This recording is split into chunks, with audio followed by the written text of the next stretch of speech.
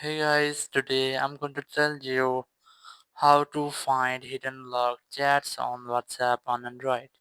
If you're using any Android phone and now you want to find your hidden or locked chats, so let's see how can you do that. You just have to open your WhatsApp app, and here you just have to scroll down and you'll get the locked chat section here. Just tap on it, and here you must have to enter your PIN which you have.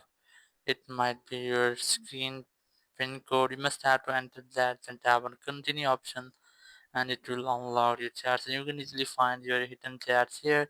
If you want to unhide or unlock that, you must have to keep a long press on it, then tap on the three dots, and here just select unlock chat, then enter your password, and you have that. Your chat will be unlocked and you can easily get it on general section. So in this way you can easily find your hidden or locked chats on WhatsApp on any Android phone. Thank you very much for watching the video.